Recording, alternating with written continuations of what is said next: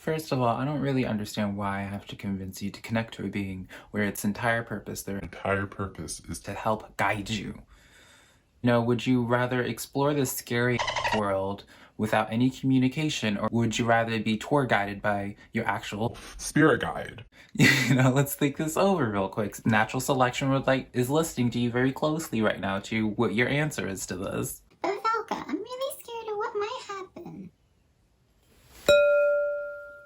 I never understand, and I am kind of directly talking to several of my friends in this, actually, because several of my friends, even in the past month, have given me a line like this, and it's such a popular line, and I never have understood it or comprehended this, because it's like, you think about it, you choosing not to connect with your tour guide, your spirit guide, your ancestors, those who are walking with you, whether you see them or not, whether you connect with them or not, they're walking with you, they're around you.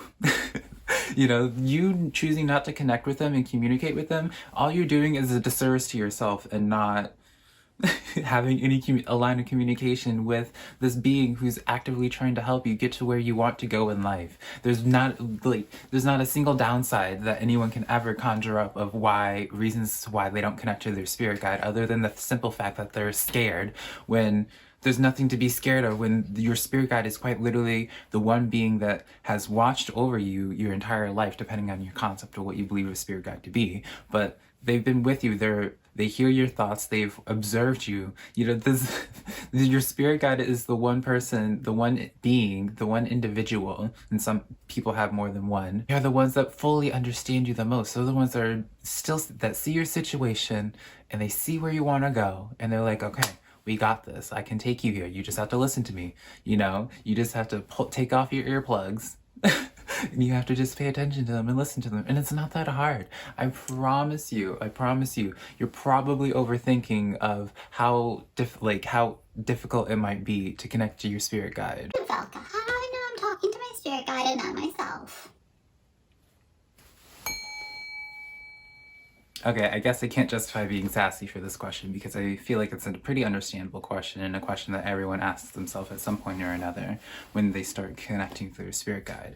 And what I want to point out to anybody that has this question is, you may notice, well, assuming that you're actually taking active steps of trying to connect to your spirit guide, you may notice that when you're sitting in meditation, however you decide to meditate, because everyone meditates differently. But usually with meditating, you kind of get to, if you do it for long enough, you kind of notice that your mind has its own accent. And if you don't know what I'm talking about, I even pause this video right now and just take a step back, just sit down for a couple of minutes, well, if you're not already sitting, I guess, and just pay attention to what your thoughts are. You will notice that there's an accent to it. Now that you're paying attention to it, probably even as I'm speaking, you're just like, holy crap, I never noticed this before. But actually, that's part of the beauty of what meditation is. And so a lot of people will associate meditating with just completely emptying your mind, no thoughts at all. Well, I'm sure that's possible.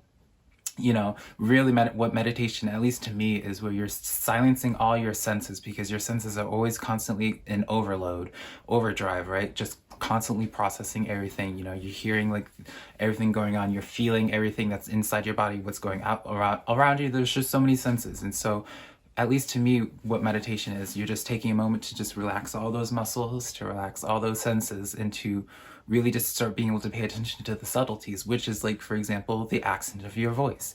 And so for a while, and I'm sure there's plenty of times you are going to talk to yourself, but I promise you though, if you don't get in your head about it and start trying to overthink it, and you just allow yourself to be in a meditative state, and even just say that you're welcoming in your spirit guide, you make the intention known when you're sitting down to meditate, and you're just saying hey, spirit guide, I welcome you to let your presence be known in whatever format that you choose, that you deem to be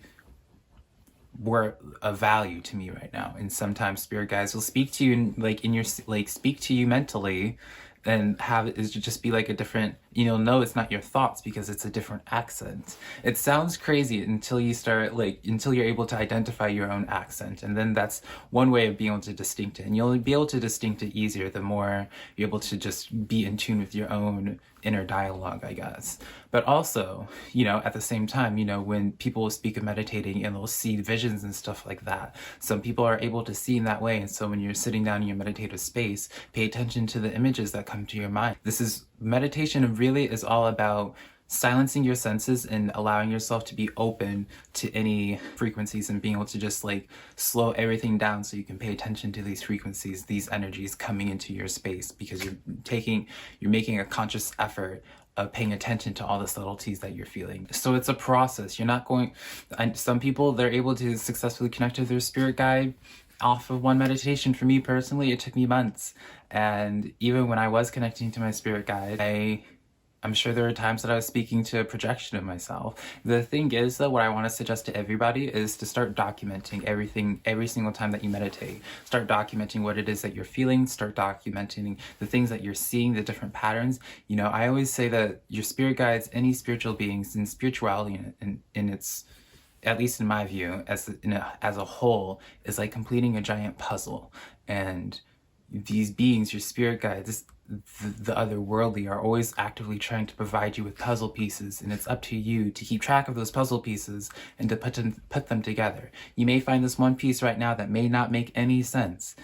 For me, when I first started connecting with my spirit guide, she came forward to me as a starfish at first, and I knew it was my spirit guide because even when I was dreaming and I saw the starfish at my first interaction with her, there were no words, but I wasn't even lucid dreaming at the time. I just was in my dream, and then that starfish, I had such a pull to it, such an emotional, I woke up and I was still thinking about the starfish, and it was just hitting different, y'all. And that was my first experience with my spirit guide. So it's not the same for everybody. Some people, they're able to see visions of their spirit guide. Some people, they don't. It doesn't make sense until it does. It didn't make sense for the starfish for a while until later on in my spirit guide that there was the correlation to the starfish and something else entirely different. I'm not going to get into the detail of that because it's not that kind of video.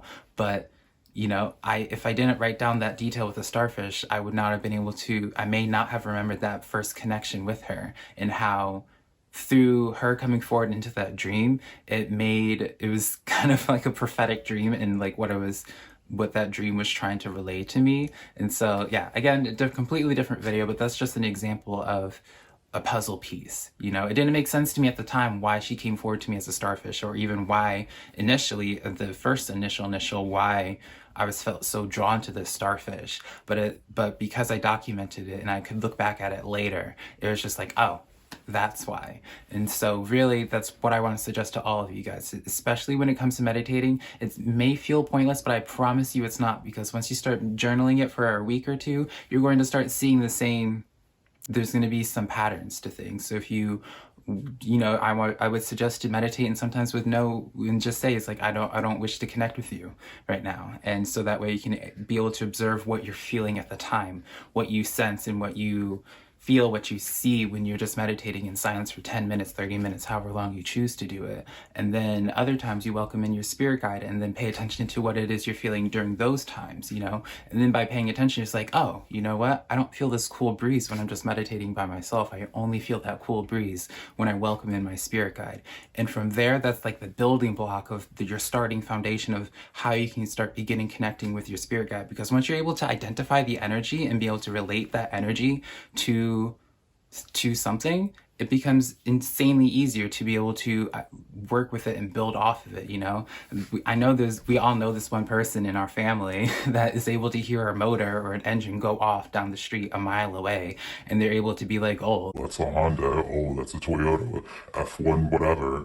Really what I want to push to you guys is that the spirituality, it can seem so fantastical and so silly and so scary at times, but if you just take a practical, logical approach to it, I promise you that you won't have these questions of doubt with yourself, because you're be able to come at it from a very analytical way, and you won't have to struggle with your belief. You won't have to struggle with what it is that you're doing, because you see the purpose in it. You know that you're building the framework of your puzzle, and once you finish the framework of your puzzle, that's when you can get into the beautiful colors and the beautiful details that is in the inside of your puzzle. And so yeah, thank you so much for you guys for listening to this video. I hope I inspired you to connect to your spirit guide. If you have connected to your spirit guide, or if you haven't connected to your spirit guide, let me know in the comments below why you have or haven't connected to your spirit guides, and how long, if you have connected with your spirit guides, how long have you connected with them.